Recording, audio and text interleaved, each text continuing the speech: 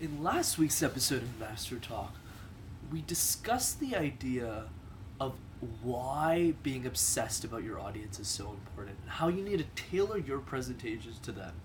And in this week's episode, we're going to do just that through a practical example. Good afternoon, everyone. My name is Brendan. I'm the host of MasterTalk, your go-to channel to mastering your talk. And today we're going to be focusing through a practical example on how exactly you tailor your presentations to your audience. Of course, in last week's episode, I highly encourage you to watch it because that one will explain the why to understanding your audience. Why is it so key? Links in the description.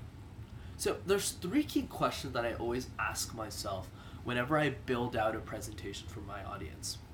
The first one is, what is the goal of the presentation? What are we trying to achieve? The second one is, who is the audience and what are their needs and expectations? And the third question, and definitely the most important, is how do I consider the needs of my audience and present to them in a way that gets them excited about sharing our thoughts and ideas with the world? Does that make sense? So goal of the presentation, who is my audience and what are their needs and expectations? And finally, how do I tailor my message to those needs and expectations so that they're super excited to remember our message, to share it, and to live by it? Does that make sense? So since most of my audience are university business students, I'm going to use the example that I used last week about the CEO of McDonald's coming to us about trying to get more health conscious customers back into McDonald's stores. So we'll use that as an example. So let's go with question one. What is the goal of the presentation? And it's pretty simple, right? The goal here is to advise the CEO and the board of executives of the company, so McDonald's, on how to bring back health-conscious consumers who went to healthier choices, more organic restaurants, back into McDonald's. So that's the mandate, essentially. So what I want to focus your attention on is the second question. Who is my audience and what are their needs and wants? So in this case, the audience is the CEO himself and boards of directors of the company. So the thing that comes to mind is not only what the needs are of the CEO, but also what is he worried about the most. So let's dive into this so that you understand exactly what I mean here. So let's think about the CEO of the company. He's probably been working there since the 1990s. He probably has 20 to 25 years of experience at McDonald's. So what does this tell us about him? It means he has a clear understanding of the business. You know, he spent every single day almost of his life working at McDonald's. He knows the ins and outs of all his businesses. He knows exactly what works, what doesn't. And he also grew up with the mentality that by selling fast food essentially to customers in a quick, convenient way that's super tasty, people will come back, because that's the main reason why McDonald's has done so well as a company, right? And he's understood that, and that's why he was able to climb the ranks of the business to reach the top, right? So what does worry about mean? Like what the CEO is worried about? The thing that the CEO doesn't understand yet, or needs more insight on, should I say, is the health conscious consumer. You know, as a CEO and his team, they spent the latter part of their career really focusing on getting more fast consumers who don't really mind what the nutritional benefits of the food are, as long as it's quick and it's tasty. That's mostly the customer he's always been tailored to, right? But now with this new type of customer, the CEO isn't exactly sure how to market to them, if you should even focus on them at all. And there's lots of confusion that he has. And that's exactly why he hired you and me, right? Because he wants to have more insights on things that he doesn't understand, right? Or that he needs more clarification on. I think that's a better way of putting it. So ultimately, by answering what the CEO is worried about, without trying to overflood him with information he already knows, right? Like the company history, which he obviously should be talking about since he knows it by heart at this point. Or also what the company is and does. He knows it, right? How do we explain new information in a way that he'll be appreciative of it and that he'll want to hire us back for another mandate or another case? So here are some key questions that I like to think about here. So the first thing that comes to mind is competition, right? Not competition in who are they, because the CEO of McDonald's obviously knows who his competition is.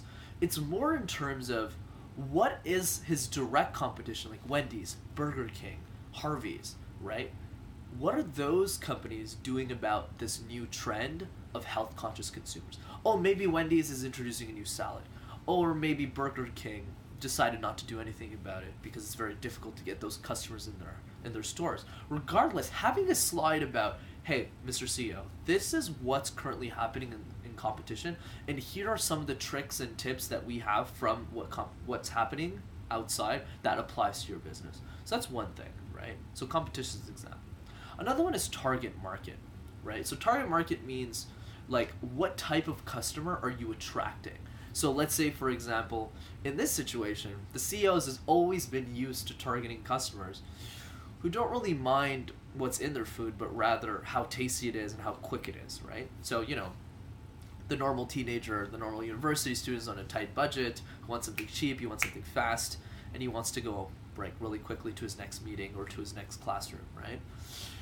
So what's important in this slide is to talk about, hey, Mr. CEO, this is what the current customer is in the target market. And here's how it's shifting, right, to this new customer that you want to target. So I would have a slide that explains both of these target markets. One, the one that you're always used to targeting, and also the new type of customer, right? The people who care about fitness, who care about their health and their well-being, and who still want something quick, but also something healthy, right? So giving them more insights on that target market will give them more value, right? Value is so important, right? The more value you give, the more your audience will be appreciative of your presentation, the more they'll remember it. Does that make sense, right? So besides target market and competition, I would also talk about things like action plan. Okay, Brandon, you know exactly what you're doing. You have the analysis, right? So what do I do, right? And also the risks, right? You're not just going to implement a strategy and not tell me what's going to be wrong with it, because there's so many risks, as a CEO knows, right? And here's the thing that's most important from all these questions. There's a big difference between a team that says, hey, Mr. CEO, this is what you should be doing, this is the strategy, and this is how you should go about it. And if you contrast that with a second team who says, Mr. CEO, your company has been doing so many great things over the past years and you've achieved these results. More specifically, you are great in areas 1, 2, and 3, and by leveraging these key areas, you'll be able to achieve this goal because you're the best at what you do and you're well positioned in that industry. There's a big difference between doing A versus doing B, right? Because B shows the CEO that this team understands his business, understand what he's good at, and understands how he can leverage what he's already good at to maximize his impact in this new trend to get more health conscious consumers, right? So that's why it's so important to understand who your audience is and what are their needs and wants. So in this situation, the CEO, he's worried about this new trend, he's worried about losing sales, and we need to figure out a strategy that can get his company back on track. Which brings me to my last question, and probably the most important, which is I like to call the sprinkles on top, which is how do we communicate these slides that we just thought about in a way that gets him excited, right? Key competencies is one way of doing it, where you talk about what he's already good at and how he can use that to be in a better position to achieve, right? It's like if you were the CEO and I was the presenter, I would say, Mr. CEO, you've done such a great job over the past years, and you have key distribution channels, a lot of great ways to move the product quickly. You have a lot of franchisees across the world, and you have a lot of stores that you can implement this very quickly, very fast to market. So by using these strategies, you'll be able to introduce a new salad or start a cool, fresh marketing campaign that your whole audience will know about like this, right? You're very quick to market. But also, another thing I want to emphasize, right? And you have to keep in mind at this point, I'm taking a lot of educated guesses, right, about who my customer is. And the important thing I want to draw here before I move on to the last part here is it's important for you to talk to your customers and your audience. Because as you understand them and what they're doing, you'll be able to tailor it, right? Because I don't know the CEO of McDonald's, right? The last thing I want to talk about in terms of this section here is really what the CEO cares about at the end of the day. Think about it. He's been working there for 20, 25 years. He obviously lives by the mentality that McDonald's is the best fast food company in the world. Or else he wouldn't have worked there for so long, and he wouldn't have spent every single day of his life making the company better, because that's all his life is centered around. So if you go into a boardroom presentation, you say, McDonald's isn't that great. I don't think you'll be able to succeed. The CEO won't like you off the bat, even if you might be right? Unless you prove to him why you're correct, tangibly. But in the case where you're wrong, all you're going to do is get the CEO really mad at you, right? So it's important for you to tailor the message of your presentation in a way that the CEO and the board will get excited by it. Whether it's through numbers, whether it's through explaining the target market, whether it's explaining essentially things that he doesn't know, that's alleviating his worries as a business owner and as an executive officer of the company. Does that make sense? So ultimately, to recap this episode, there are 3 things that you need to consider when tailoring your message to your audience. The first one is, what is the goal of your presentation? Are you presenting to a board of directors? Are you trying to share new research that you have on a topic in a TEDx talk? Understand the goal of your audience, right? And the goal of your presentation. Second question, who is your audience? Are they CEOs of companies? Are they educational people? Do they read a lot of books? Generally people, let's say people that go to TED, probably listen to a lot of podcasts, read a lot of books, are here to learn, right?